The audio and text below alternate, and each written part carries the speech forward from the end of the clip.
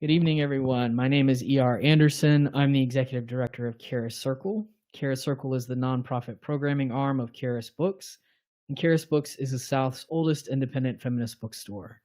We're very excited to be here with all of you, gathered with us personally in the room, as well as our friends from around the South and around the world, to celebrate Zelda Lockhart's brand new book, Trinity, a Novel.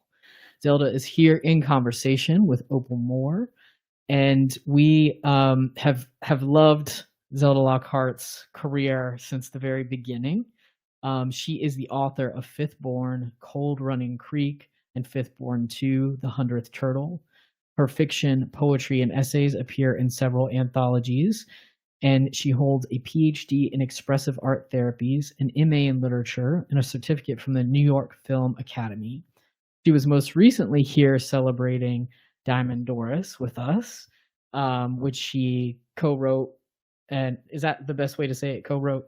Oh, yeah. Helped shepherd into the world, which is an incredible story. And we know many folks have loved that book, and that was some folks' introduction to you. So we're really glad for people who were not familiar with your work before to get this introduction to your fiction, which I think is really the heart of your work. We are joined tonight by Opal Moore, who is the author of Lot's Daughters and text collaborator for Children of the Middle Passage, a performance artwork conceived with visual artist Arturo Lindsay and jazz musician Joe Jennings. Moore, now retired from Spelman College, taught creative writing, African American literature, and co-created and taught the first women's studies seminar course on the radical Black feminist, lesbian, poet, and writer Audre Lorde, and developed the senior seminar on the prolific and transformative womanist writer Alice Walker. So we're very excited to have Opal Moore with us tonight, and you can go back and watch our event with Bettina Judd, which she was the moderator for a couple months back, and that's on our Charis YouTube channel. So the novel we're here tonight is Trinity.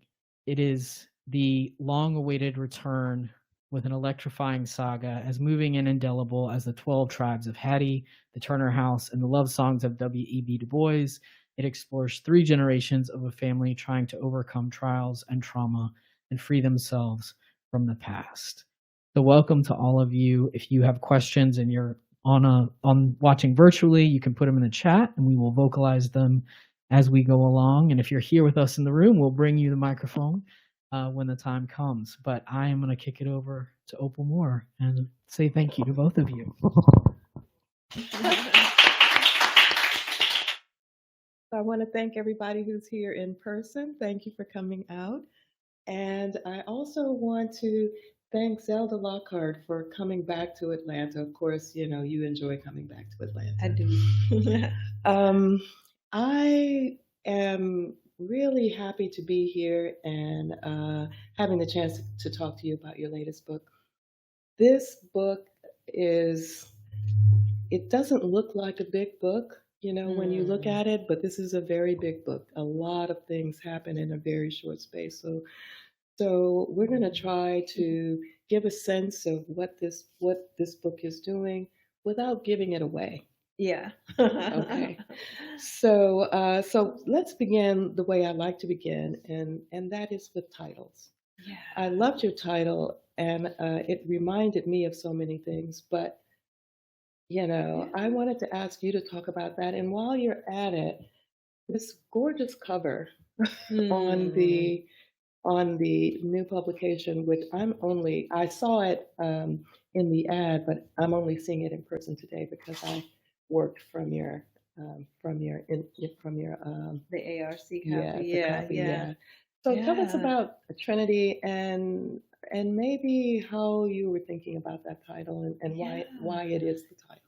Yeah, so the title came about as I was working through several versions of the book, and I realized that at first I thought there were 3. It was going to be Trinity because it was the 3 generations of men, and then somewhere in like the 6th or 7th version of writing the book, the girl spirit really began to come through, and I realized And I was like, oh my goodness. And I think at some point it was the title might have been something like a trilogy or something like that.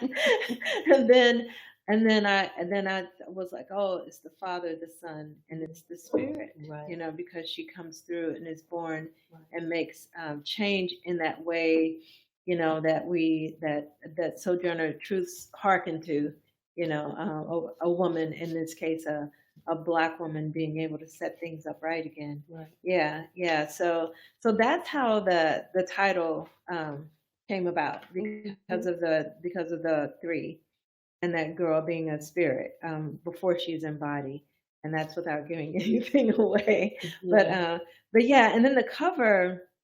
There's a beautiful story that goes behind the cover. I was wanting a really striking cover, because I feel like with my first novel, with Fifth Born, the cover is one of the things that draws people to that really important story. Yeah. And so I was wanting something like that, and I was looking for art, a fine artist, and I came across the work of William Paul Thomas in his Cyanosis series, which I felt like was so the themes were so tied into the book, because one of his main questions in that series, and it's a lots of like black men, and they are all referenced in terms of the names of the paintings by the women who love them, and their portraits are their brown skin, but then blue as well, because there's the question of are they receiving or losing oxygen? Are they oxygenated or deoxygenated?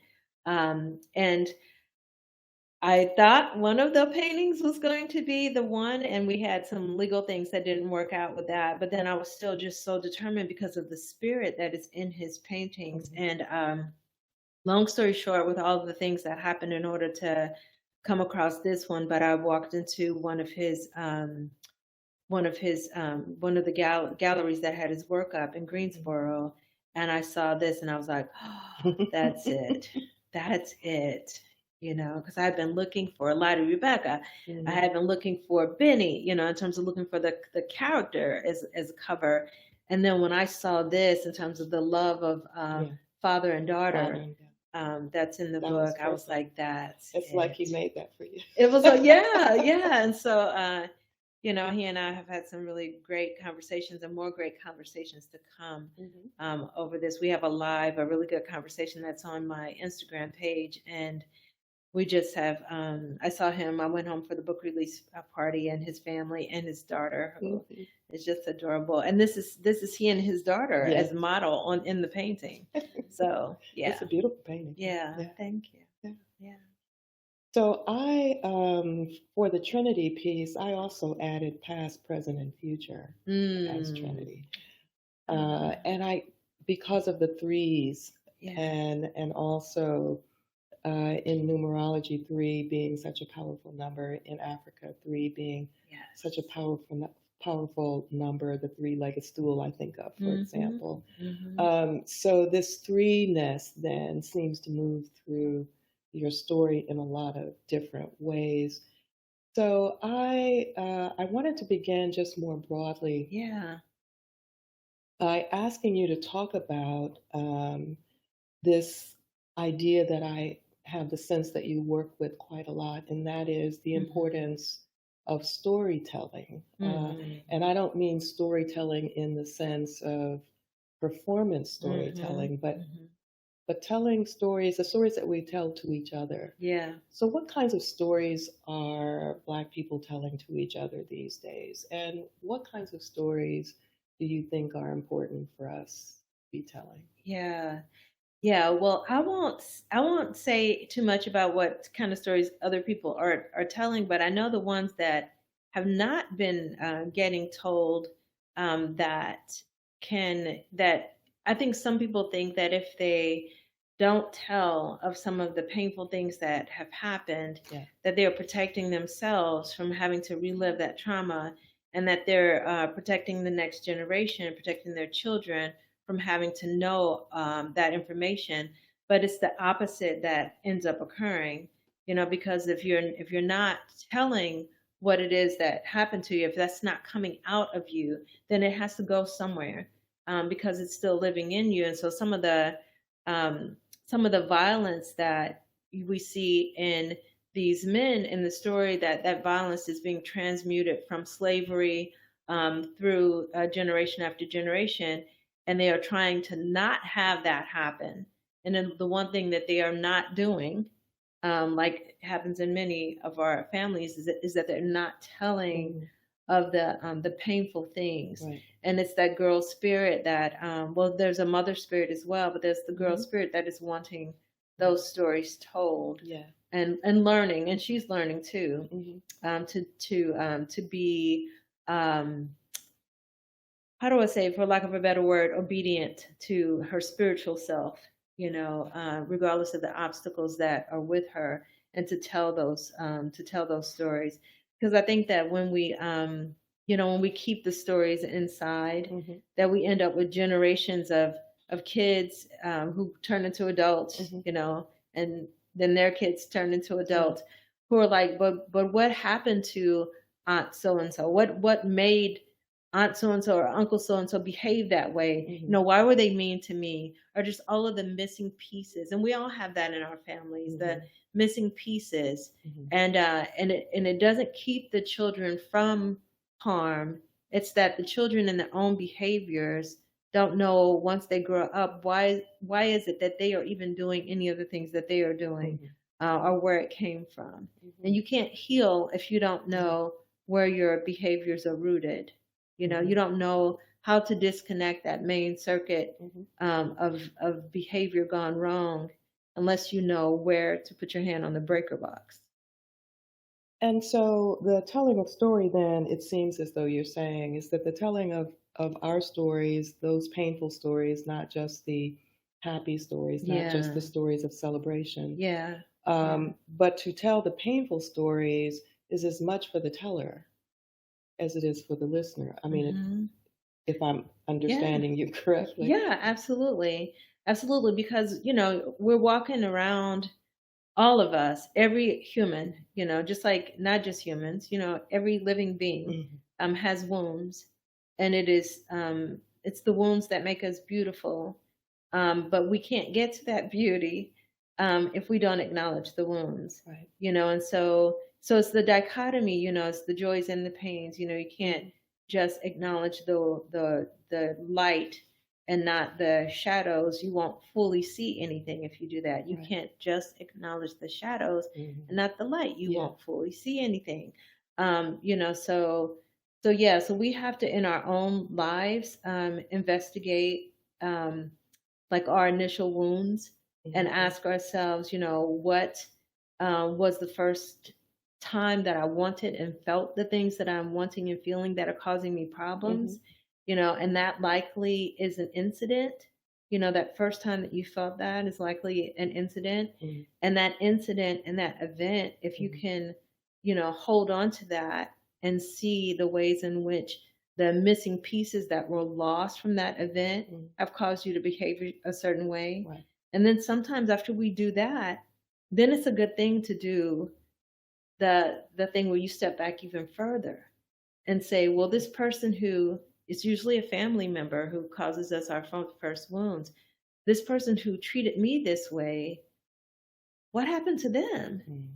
So then we can go back and begin to uncover for our larger, families and our multi-generational pain, what has occurred. And so this book really focuses on, for BIPOC people to go all the way back to colonization, because all of us, white, Black, Indigenous, Asian, colonization is the first gigantic, large, outrageous human wound, and everything that came from that we are having to mitigate and live with in our daily lives today, like we were just talking about before we started. Jobs where people are following a behavior, a structure in the workforce of that someone's superior, someone's inferior, and that's how the rules go. you know, and then how many people are harmed and damaged by that. Right. Yeah. Yeah. Mhm. So I want to Yeah. ask you to do some reading. Yeah, I'd love And to. it was hard to choose. Again, I'm trying not to give the book away, but actually to give a sense of how the work engages in what I'm going to call the inheritance of violence. Yeah. Yeah. So that we don't always need to think about violence as something that's emanating from the individual, but rather it's something that we've been given. And so I think this is page 20 that I marked, and page 20, she wore a wide-brimmed hat. And I'm going to ask you to read all the way up to the handgun. Okay, so how far? So you said you don't want me to give anything away. well, I'll tell you what. Between that, she wore the wide-brimmed hat to protect her, and that next to the last paragraph, weighted down by Leonard sleeping. I don't know if that's too much, but just to give us a little bit of what's happening in that scene. Yeah. Okay. I'll stop where I think. You see what I'm. Yeah. Yeah. You see what I'm up to. At. Okay, go ahead. Okay, so the she that we're talking about is Lottie, who is Benny's mother, and Lottie is Benny is loosely based on my father. When I went to do an exercise that I was doing with other people as well for my book, The Soul of the Full-Length Manuscript, is working on your multi-generational wounds by first working on your own. And then when you go back to those wounds, like I just said, asking yourself, what were the wounds of the perpetrator of my wounds? You know, and so my father, being born in 1929, just outside of Jackson, Mississippi, in a rural area, Black boy, and found out from the census records that his mother was an early teenager when she married a man who was in his almost 60 years old. So married. And then the only other information that I had, even though, you know, I lived my whole life with my dad until he passed away, was that my mom said that that grandmother Lottie, our grandmother, left them often. All right, and so then I'll bring you in. She wore a wide-brimmed hat to protect her from the sun that would soon rise. It was so brand new, he could smell the sweetness of the straw. The edges of her hair were not covered by the hat she wore, edges smooth like crow's wings. Shh, I gotta go. I don't want you acting like a baby about it. You know I care about you, and I care about Leonard. He watched her eyes for better understanding, but the round black marbles looked away from his questioning face that said, "How come you act like you didn't know me?" Lottie looked off nervously in the direction of their home. "I just gotta go. You ain't old enough to understand, but I wanted to come to you and Leonard and tell you your mama care about you." He wanted to shut her up and tell her he was a man. Tell her that he didn't want to hear anything out of her mouth after she let Mr. Jenneret treat him that way and let them men laugh at him like he was ignorant. "I'm going to go make good in St. Louis, then come back for you." She put both hands on her belly to hold herself and the new life inside her in place. Her eyes let loose 2 streams of tears for the grief that discounted the whippings he bore in her absence. "You listen now." She pulled his chin to get him to look at her. "I can't make good down here no more. And Lord knows I can't stand all the killing the men be doing for a piece of earth or a piece of ass. Things is fixing to be better for all me and mine." And then the thing that resonated like a nail hammered in a coffin to keep his mangled spirit from escaping. "I love you."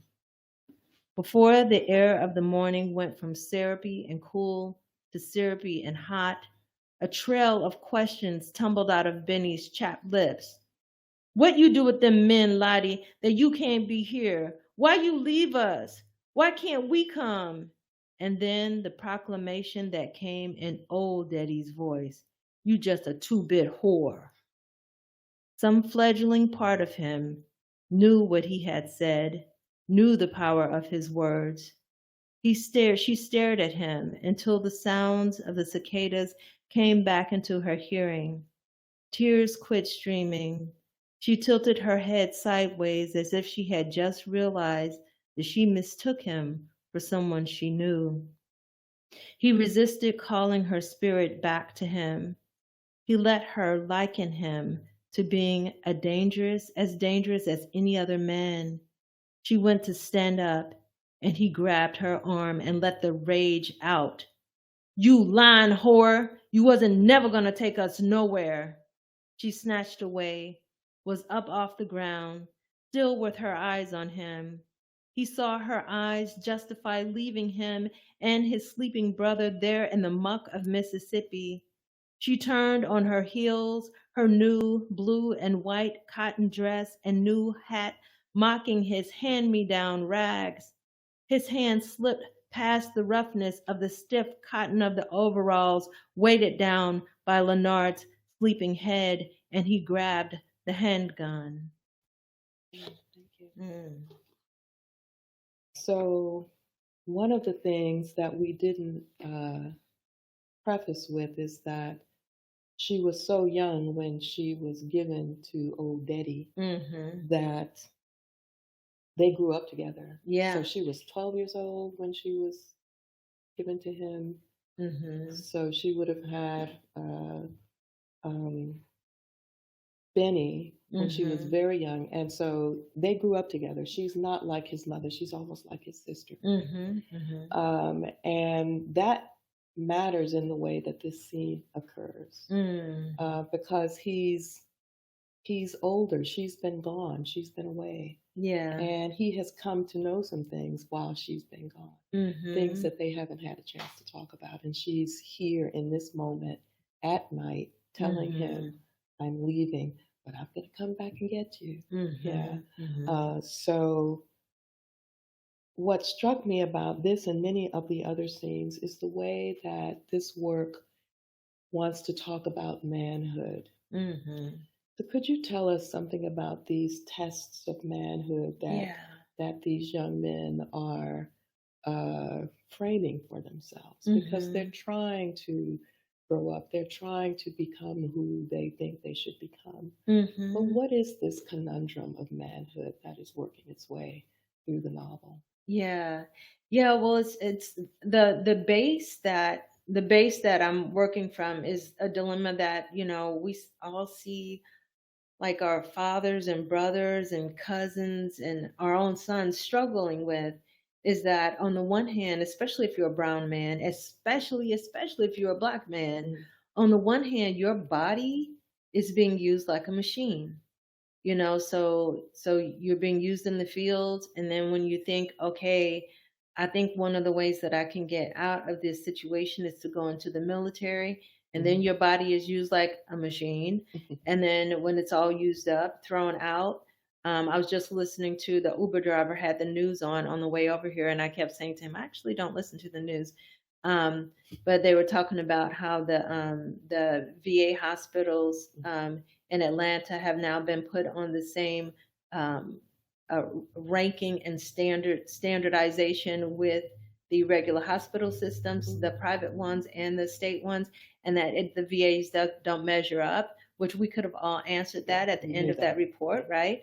And so all of these ways that men's bodies are being treated in a particular way, but then so basically you're being abused.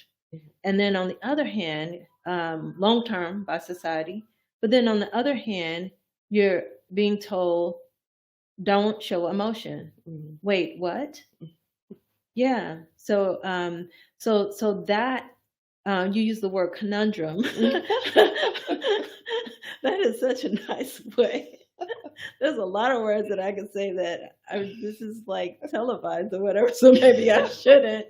But that situation, of brown men and black men being put in that situation which, as like we talked about before, when the stories of pain have nowhere to go, the ouch has nowhere to go. No one wants to hear it. You're not supposed to express any of that. Where should it go? And so what we have in this story is, as Benny comes of age, one of the very visceral scenes is when he's 13 and he says, "Oh my gosh, this is great because I get to do what I saw my brother James do with my dad and go to the dog fights." Right.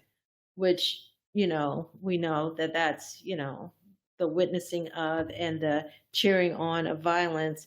And he wants that, but then when he's there, he's in huge conflict because he's traumatized by what he's seeing happen. And he's wanting nothing more than his mother, the smell of his mother, anything. So he's like, he has this piece of soap with him that reminds him of her, that he's trying to smell, and he's trying not to faint, and he's trying to, because he knows all of that means he's not a man, Yeah, and so he's trying not to show emotion. And then the very next thing that we have happen after that is his dad blaming him for losing and beating him, and he wants to do something about it, but he's emotionally in conflict. So he runs. And so it's not so much that the story is setting that up. It's more that the story is bringing that out. And we don't have enough places in our society where we talk about that, where we talk about what in the world are men supposed to do when they're treated like how they're treated in our society. And you can still turn on the news and visibly watch a Black man's body being beaten, and then on the other hand, they're not supposed to show emotion. And so then when they implode or explode, then it's the self-fulfilling prophecy of locking them up, taking their bodies and locking them up.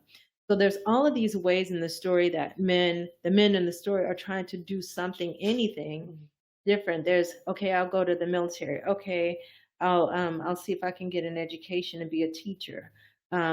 Okay, I'll see if I can own property, even though I know that if I own a tavern or if I own a bar, that I can't play by the same rules that everybody else plays by. Otherwise, I will actually, have my business taken away from me if I'm actually following the rules. So I have to create new social rules, almost maverick rules that work for me as a tavern owner. So we get a lot of like the conundrum like that. The Black man's conundrum. Yeah. And I was talking also about definitions. In other words, I was surprised to realize that Benny, as badly treated as he is by his father, Old Daddy, his father is actually his definition of manhood. So, and the opposite of that is if he needs his mother at 13, then that's a sign of his weakness, that he's not really coming into his manhood as he should. I was interested then in the way that definitions are emerging out of the lived lives of the characters. And so in that sense, what are the definitions of manhood? If these two males, because this you have divided the book into 5 sections, but the first 3 are Father, Son, and Holy Spirit. So this is the Father section. Inescapable irony here in the way that you've set up this first section as the Father section. What then is the definition of father, or what questions are being raised around fathering or fatherhood? So I think that's something that's sort of in the subtext of the story. Do we even actually express what we think fathering looks like? In this sort of fictional conversation that we're going to have about our painful memories, where do these definitions emerge in the lived lives of these characters? Yeah, so in the beginning of the story, the prologue is told um, in the voice of the girl spirit who is trying to come through, who it eventually does in part three, and um, and so she opens the story with the saying that the fathers, the to nurture, provide, and protect, Mhm. is I guess if you look for definition, she doesn't say, well, that's the definition of a father, Mhm. but she does offer that expectation, that every seed grown from the womb of every woman, that seed should be nurtured, provided for, and protected. And then throughout the story, we get several ways that comes about, not just in the male characters. Mhm. Then we get to see it also in the female characters. But one of the characters, Leonard, we get to see Leonard's choices, and I intentionally 2 or 3 times in the book use the word strategy Mhm. for Leonard, because Leonard chooses a strategy that some men would say is not manly, Mhm. but it is a strategy that allows him then to nurture, to actually be here, to still live, so that he can nurture, provide for, and protect the next Mhm. generation. And that strategy is he's very observant, so it's like to hang back, to not always put himself in a confrontational situation, um, so that, which means he could lose his life, but to hang back, to calculate, because he's a mathematician, Sure. to calculate the situation and then decide what's the best route that will be beneficial for more people. And and so we have a lot of times men, get called some of everything, and then I won't use some of those words here, but they are in the book, of some of the things that I don't know if I'm allowed to. I really want to just use the words. Um, but like men call each other, pussy, sissy, all of these things, because you're showing emotion, you're not coming out for the fight. Right. You have a different strategy. Right. But yeah, so I love how, and then we even have characters that are they're not primary or secondary characters that come off as tertiary, but in terms of like protecting the society, Yeah. like the 2 women who own the different walk-ups. We have 2 different women who own neighborhood walk-ups, that allow people to be able to have some place to come to when they come up from Mississippi, and to be able to start their lives. One is called Sarah Lou. Sarah Lou's is one is called Ethel's. And we get a little bit of the background of those women and how it is that those women are nurturing, providing for, and protecting in their communities. Sure. Yeah. Yeah. Oh, I agree with you, but your book Yeah. doesn't. Yeah. What you mean? What you talking about, Opal? I'm saying that your book, in this story, it's not that. In other words, I want to say it's not Yeah, no, it's not easy at all. that these young men will need nurturing Right. and protecting and so on, because we do watch these boys grow up. We watch James, Benny, and BJ, who is the son of Benny. Yeah. So we watch them grow up, and we watch them moving through, as you have described, the struggles of choosing, trying to figure out how to escape, or rather, how to create for themselves, how to strategically move into situations that they think will be beneficial. The military, when I was growing up, the military was often presented to young Black men as a way to A, become a man, B, learn to discipline your mind and your life, and then C, a way to make some money. So those were the promises that were given to young men, and a lot of young men went into the service expecting that that was the reason why they were going. Yeah. No one ever said, well, you're really going into the military to kill people. Mm-hmm. And so we see BJ, we see actually both Benny and BJ Mm-hmm. go into the military. Yeah, yeah.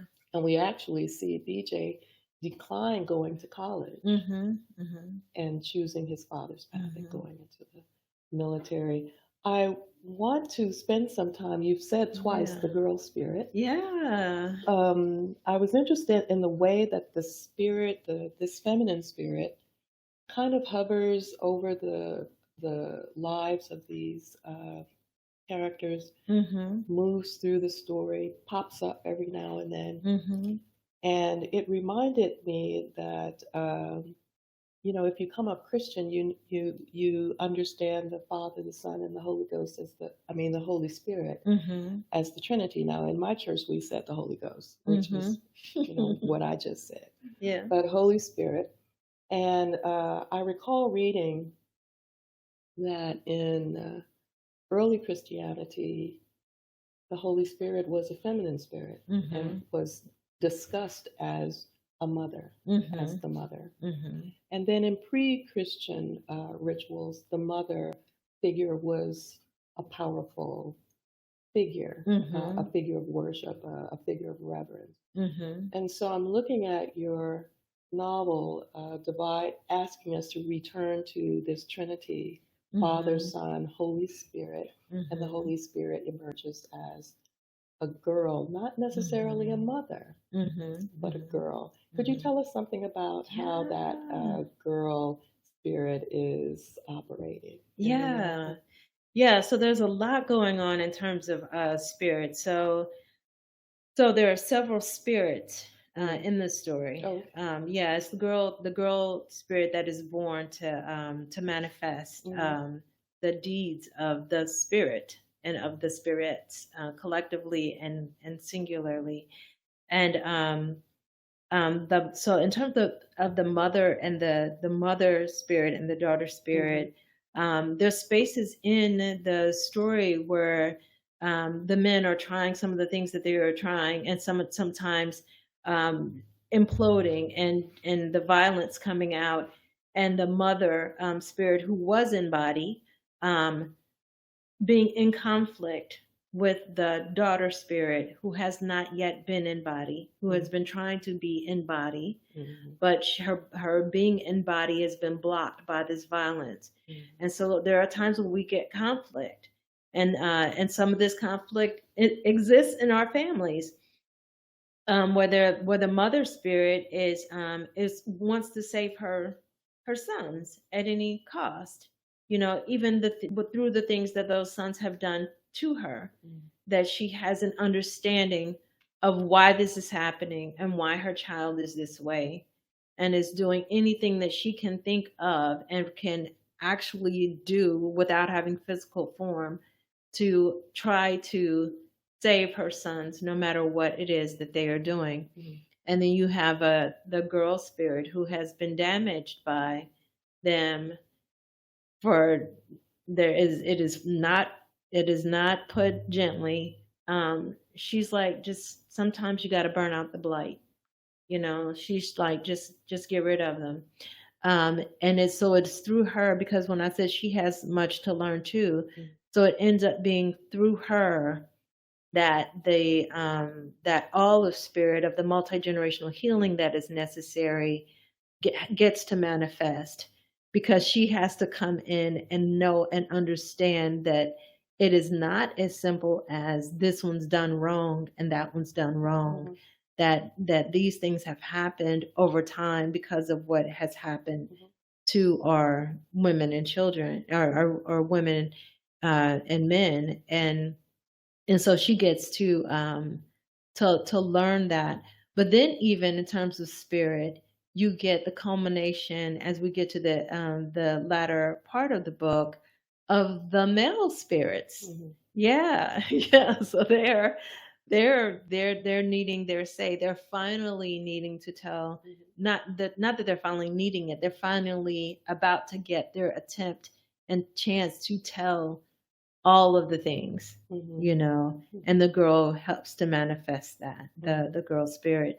So yeah, so Do you have a segment? I was going to ask you to read something else, yeah. but do you have a segment that would give us something of the male? Oh, Yeah. ooh, without giving it away? Oh, okay. Well then. I don't think so. Yeah. There's one segment. No, I think that would give Too too much much. away. Yeah.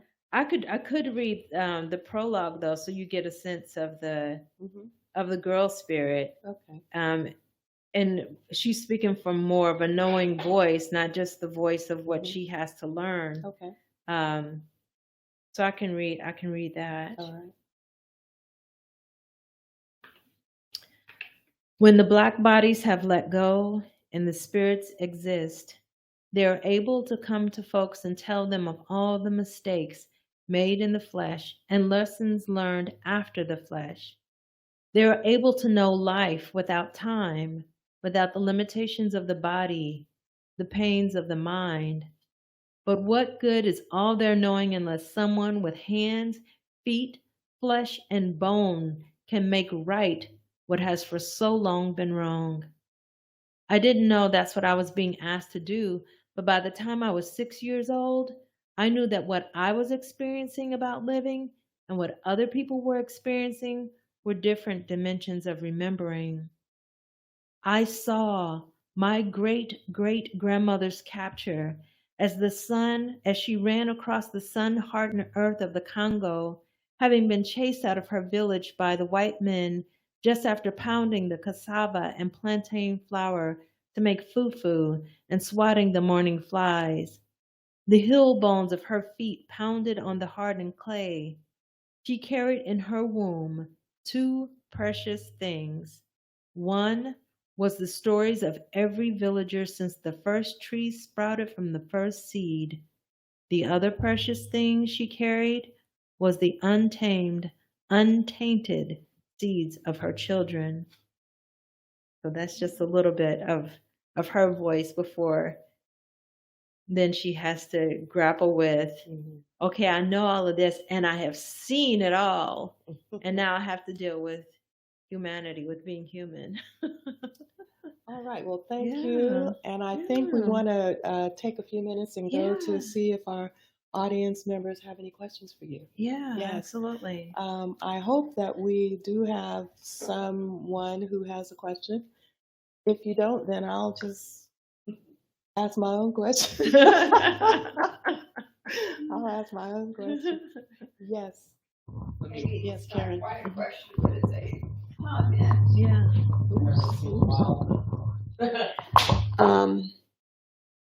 I really enjoyed the presentation, and this is very intriguing. I've ordered the book, can't wait to read it. Oh, yeah. And it's kind of interesting to me because I'm in a literary setting, Mhm. but it's making me think of psychology. Yes. I think, is she a psychologist on the side? I'm in the medical field. I went to a medical conference a few years ago, Yeah. and they just some of the researchers presented their information about ACE. Mhm. Are you Mhm, familiar with mhm. that? Yeah. Yes. Yeah. Anybody knows what that is? ACE, ACE, adverse childhood experiences. Mhm. So it's been scientifically studied. Of course, we know people have a hard time. You have a hard time, but Mhm. these researchers were from Kaiser Permanente, California. Mhm. And so they did some of the groundbreaking research on ACE, which I had never heard of. I worked with Kaiser in Georgia, but I didn't know Yeah. about them. And of course, we can imagine mental health issues, but what they also found was children that had gone through that also had a lot of medical problems, Mhm. hypertension, diabetes, heart disease. Mhm. And when we see people like that, you just think, oh, you got hypertension, you got to change your diet and, Yeah. eat less salt. Yeah. But a lot of this may be stemming from the untold stories, Mhm. the untold injuries. And that traditionally is not brought out in the medical field. Mhm. We kind of look at, what are you eating? What are you doing? Are you drinking too much? Are you, Right. smoking and eating fried chicken? Yeah. So what they started doing was they just see routine patients, and they would ask them, did you have any hard time when you were growing up? Which was the first time anyone ever asked that. And they weren't expecting to be asked that. But what they found is, certainly you can send people to therapy, but even before that, the fact that you asked that question changed their health. The next time they came in, the blood pressure was lower. Absolutely. So it was amazing. And I thought we should all, I'm a physician, we should all be asking that for everybody. Yeah, absolutely. So I just couldn't help but think, wow, the untold stories, how many generations. It's kind of mind blowing. Yeah, and so much of the work that I do with people through the expressive art therapies is to help people to tell their story, all of the stories, tell all of your stories, and the methods by which to do that, and then also because so many, like I said before, so many of our stories, once we get the whole story told, then it leads us to other questions. Like, but why did that person behave that way? And why did, and some of these other behaviors that I have, where did they come from? And then being able to investigate the stories, the psychological stories of your whole lineage. And then also of your society around you, because, when we get, people, we carry, and this book offers it poetically through this family, but we carry in our DNA, the wounds from colonization. So the ways that people were diasporatized and ripped from each other, and children ripped from their mothers, and mothers taken across the sea from their children, and children left behind, and then the reverse, and that being such a horrific wound of separation and of abandonment, and how we hold that, in our bodies. But not only that, Black people were the people of war who were released into enemy territory and live in it,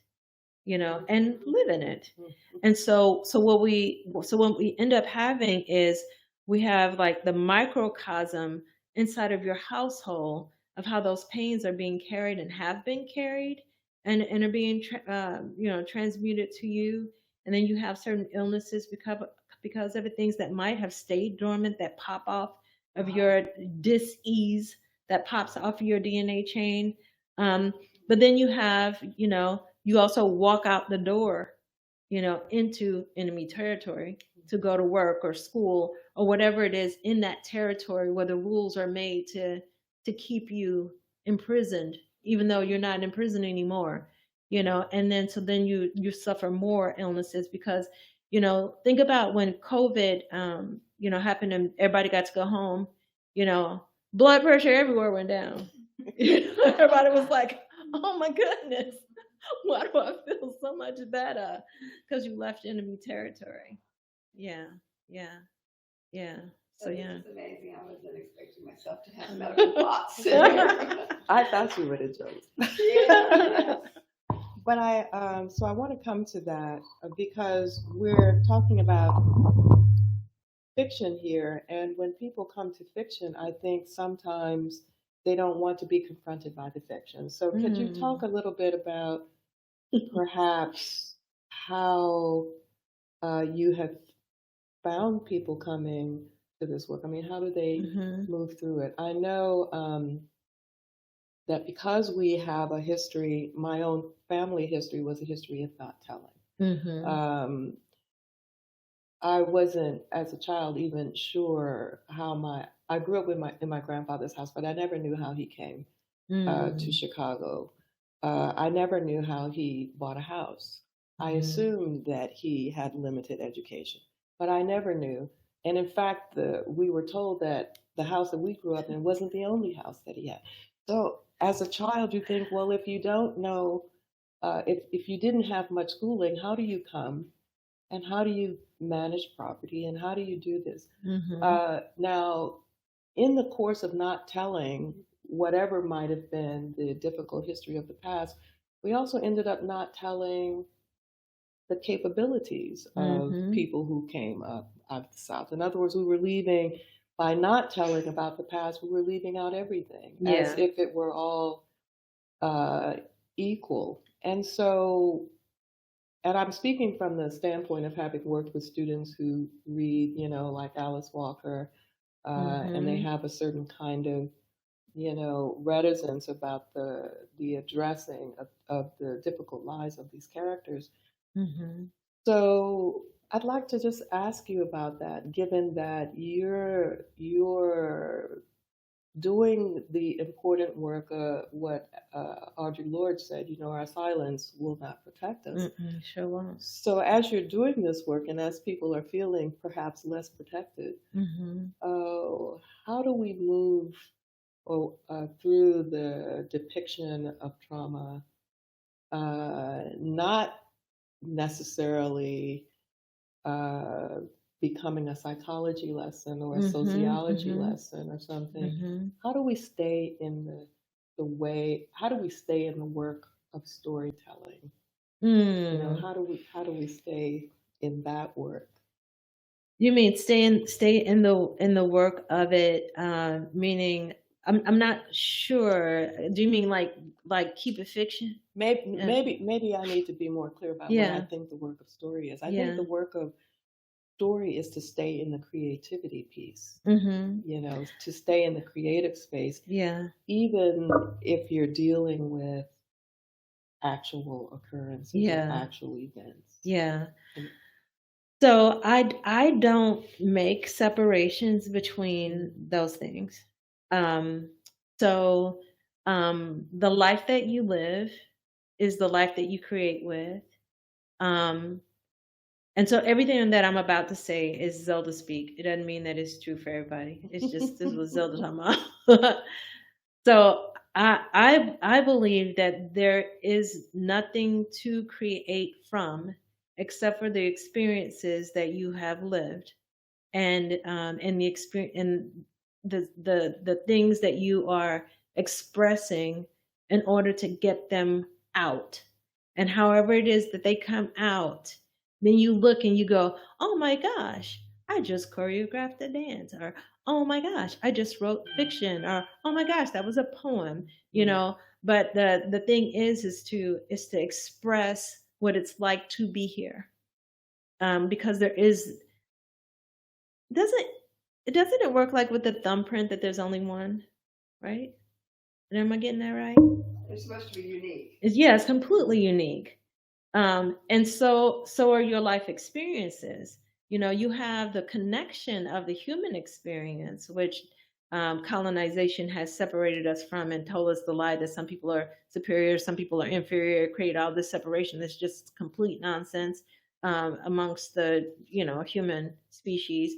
But then within that, you also have the beauty of your uniqueness, and that there's only one human being who has had the experiences that you have had that are completely unique. And so then you use that to make art. And for me, it's not that it doesn't work the other way around. Like there's a role that art is supposed to play, and then therefore you have to play that part. It's you have something to express about being here, and art simply becomes the crayons and the paintbrushes and the stuff that you pick up in order to say, I was here, this is what happened. Yeah, and sometimes that comes out as fiction. Fiction meaning I have something to tell and I need to make it even more real, because spiritually I know to tell something that maybe I have this experience and this experience and this experience, and I have to make it more real. I have to add spices to it to make you come to the table and eat this amazing meal. Yeah, so I am think I making sense? I think you answered my question, because often a work of history seems to be telling the future, but the other Trinity in this novel is past, present, and future. Mm-hmm. So that if we can remind readers this book is not a prediction of your future, then we stay in the work of story. Story as the one that we are making, Yeah. not just the one that we have inherited. Yeah. I think what happens is whenever people then consume whatever it is that you've expressed as art form, being like this or watching a dance, is that they don't have to think. The most important thing would be for them to not be thinking about anything. Don't think. Just like it's my job when I'm writing not to think. Don't think. Whatever I do, don't think. It's just to be in it, like with the music on and just, and then I look and see what did I write, But then when people receive that expression, for them to say, for them to just ask themselves, or just to be in a space of here's what I thought, felt, or remembered when I was hearing that, when I was experiencing that. This is then what I experienced, and that takes us out of that space of having to guard against what if that happens to me, or this is not my future, or I don't have to think about any of that. Just be in that space of like hearing this and being like, oh my gosh, my uncle did that, or I had a cousin who was trying to, or there's something that's left out in my own family, you know what I mean? And story begets story. Yeah. So do we have a question? Yes. Well, more of a comment than a question. Okay. Thank you for your presentation, Lockhart. I appreciate it. Thank you. And just simply this, and that is that you've emphasized storytelling, but I think we also need to recognize that there must be listening as well. Yeah. And as a parent, that's one of the things I'm finding out is that young people sometimes too busy and already too feeling that they know the world so well that they don't have to listen. Yeah. And I discovered this too with my older relatives when I asked for stories and was dismissed. Yes, absolutely. And then just to sit and listen, and those stories sometimes just come out. Yeah, exactly. I'm glad you reminded us that that listening is an active part of language, and we can forget that. I do think that sometimes we're more invested in knowing, in already knowing. Someone wants to tell their story and you're thinking, I already know that, so that the uniqueness of that person's telling never reaches you. So that's kind of what I was trying to get at is how do we navigate story when we have so many resistances to story already in place? How do we dislodge that? And so thank you for reminding us that listening is, the other half of the telling. Yes. Bringing up other thoughts. That's great. Concern. Storytelling, listening is ancient. Yeah. And I do worry about today's times with social media and everybody on their cell phones and our young people. Right. It's very, when I go into the offices and see different patients, senior citizens always have a story to tell. Like, when did your niece start? Oh, it started hurting me 50 years ago. And then we go through 50 years. But I enjoy that, And you speak to a young person and they barely open their mouths. Yeah, that's true. So I guess I fear what is happening with the communication skills and the human interactions with the current young generation because of, I guess, influence of technology, which is wonderful, does great things. Right. But can we bring them back to storytelling, listening? How do we do that? I will say that. So my 22-year-old. Oh, you're going to say. I'm gonna. Okay. Are we out of time? Oh, okay. We're good. Okay. Go ahead. I was just gonna say that my 22-year-old is teaching me to listen to her, so one of the things that I'm practicing, that she has pointed out, is that my mode when she, has something going on, is to want to, like, okay, what can I do? What can I do? What needs to be done? What can I do? High functioning, human being who tells stories, listens to stories. What can I do? And so what I've noticed is that, and I've noticed this with the students her age that I work with, is that I had to change what I assumed was the ways in which they were communicating with me, and listen in the ways that they needed me to. So, my daughter has said to me, what I need from you is just to let me, if I do come to you to talk, just let me talk. Just let me talk. And then ask me questions. But sometimes what I thought would be sort of the natural call and response, okay, you said something which made me think of something, so now I'm going to say something back, is not what they're calling for, and not what they actually need. So it's like a new way of call and response, and which for me is surprising and beautiful, because it's really deepening my listening skills in ways that I thought I, hadn't.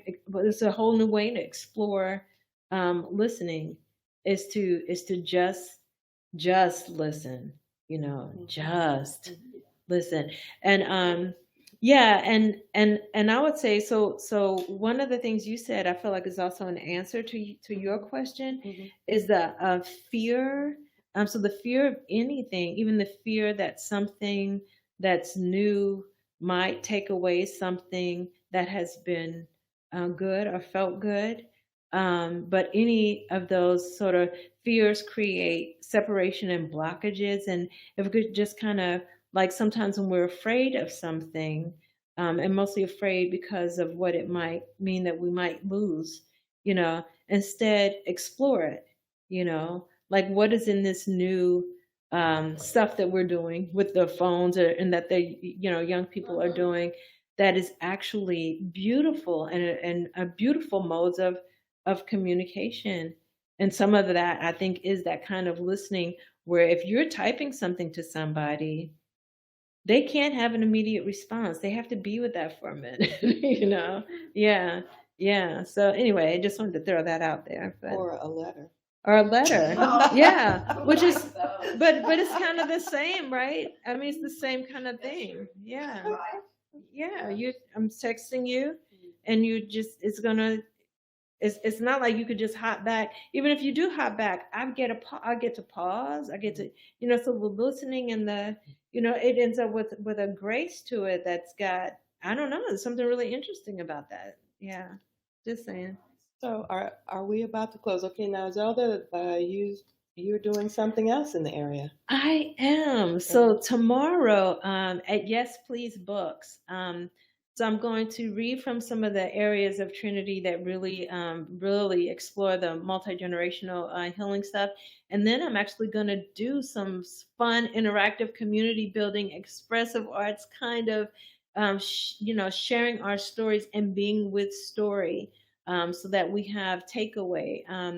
And so you can on my Instagram, go and see the posting. It actually posted while we're in the middle of doing this. You could schedule a post now. Isn't that cool with technology? So Yes Please Books, and it's here, very close to here. And that's tomorrow, and it's for BIPOC folks.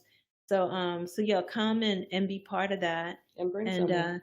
And bring someone. And bring someone, because it's going to be a way that we could spend some time with more of an intimate and deepening of the stuff that we've been talking about, and to actually be able to be in creative space together around that. Yeah. Okay.